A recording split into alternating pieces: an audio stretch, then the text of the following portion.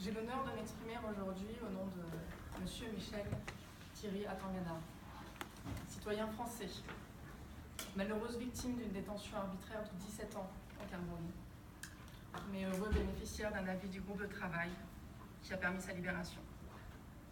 À son plus grand regret, M. Atangana ne peut être présent parmi nous aujourd'hui.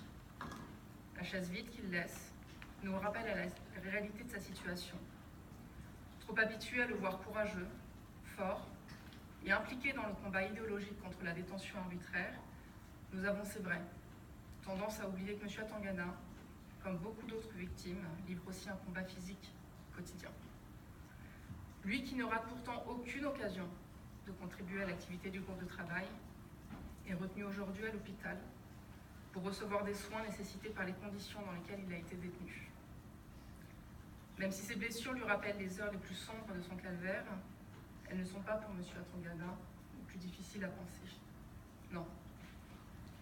Le plus éprouvant pour lui, c'est de constater combien il est difficile, aujourd'hui, de se prévaloir utilement d'un avis du groupe de travail. Et pour cause. En ce qui concerne M. Atangana, l'avis 38-2013 dont il est bénéficiaire pourrait faire partie de ceux que M. Malick Sow pourrait ranger lui-même dans les avis du groupe de travail royalement ignorés, auquel il a fait référence ce matin.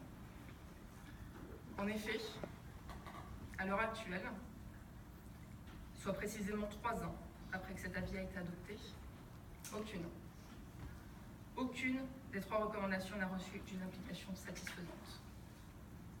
S'agissant de la première recommandation, la libération de M. Atangana, elle a certes été obtenue, mais dans le plus parfait mépris de l'avis 38-2013. En effet, elle est intervenue à la faveur d'un décret de grâce présidentielle de masse qui n'a fait aucune référence à la situation particulière de M. Atangana, qui n'a fait aucune référence à l'avis du groupe de travail dont il a bénéficié. Comme le dit l'expression, il ne suffit pas d'avoir les mains propres, encore faut-il avoir l'esprit pur.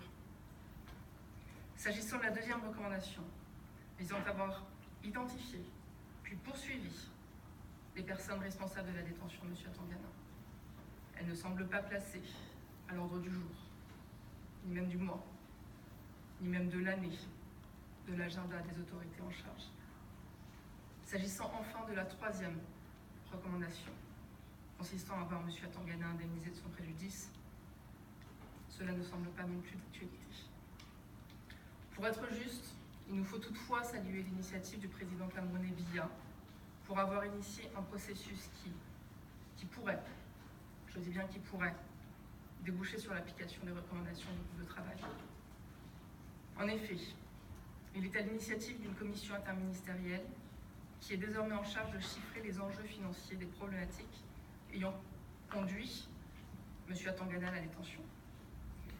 Il n'en demeure pas moins que cette avancée, si porteuse de symboles, si porteuse d'espoir soit-elle, ne constitue qu'un prélude. Un prélude indirect, puisqu'elle ne vise pas directement la mise en œuvre des recommandations. Et j'ajouterai un prélude fragile, puisqu'elle ne semble tenir qu'un fil, celui de la bonne volonté des autorités. Sans vouloir douter de cette bonne volonté, nous relevons toutefois que nous sommes toujours aujourd'hui sans nouvelles de cette commission qui aurait déjà dû remettre un rapport il y a plusieurs mois. Faute de bénéficier d'un contact direct avec ces autorités, M. Atangana et ses équipes ont cru pouvoir chercher un relais, un soutien auprès des États membres, puisque, rappelons-le, ces États sont tenus, conformément à la charte et les différentes résolutions, de contribuer à la mise en œuvre des avis du groupe de travail. En ma qualité de conseil, j'accompagne ces démarches. Et c'est avec regret, avec amertume, que nous constatons l'accueil frileux réservé aux avis du groupe de travail par les États qu'on a approchés. Ces mêmes États qui ont voté plusieurs fois pour le renouvellement du mandat du groupe de travail au cours de ces 25 ans d'existence.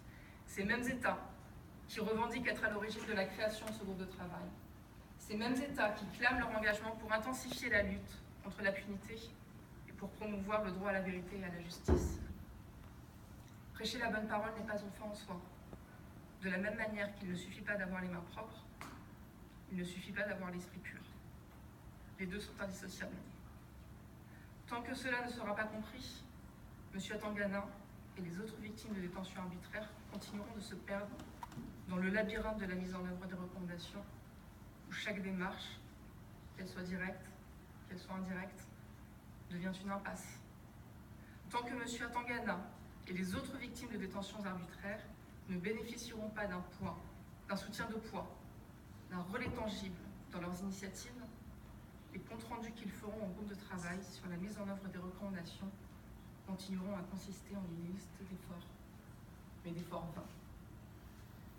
Peut-être, comme cela a été souligné ce matin, la solution se trouve dans les mains du Conseil.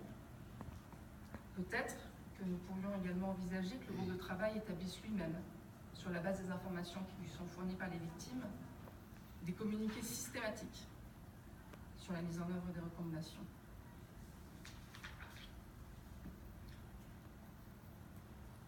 Il est important que le mandat du groupe de travail ne soit pas réduit à un travail symbolique de constatation des violations du droit international. Certes, il n'y a rien de symbolique dans les libérations qu'il a permises et qu'il permet encore. Mais si le groupe de travail prend la peine de formuler des recommandations complémentaires, c'est qu'il connaît l'importance qu'elles revêtent dans le processus de réhabilitation des victimes. M. Atangana lui aussi le sait. C'est la raison pour laquelle il continuera à tenter de nouvelles démarches, en espérant un jour pouvoir obtenir gain de cause. En faisant le nécessaire pour que son cas serve de précédent, M. Atangana entend non pas seulement aider la cause des victimes, actuelles ou à venir, mais également combattre l'impunité des États. C'est aussi là une forme de prévention pour rejoindre encore la thématique de ce matin. Et je pourrais conclure cette intervention par une citation que Nelson Mandela a donnée et dans laquelle M. Atangana puise aujourd'hui toute sa force. Vivre libre, ce n'est pas seulement se libérer de ses chaînes, c'est vivre d'une façon qui respecte et qui renforce la liberté des autres. Au nom de M. Atangana et de toute son équipe, je vous remercie de votre attention.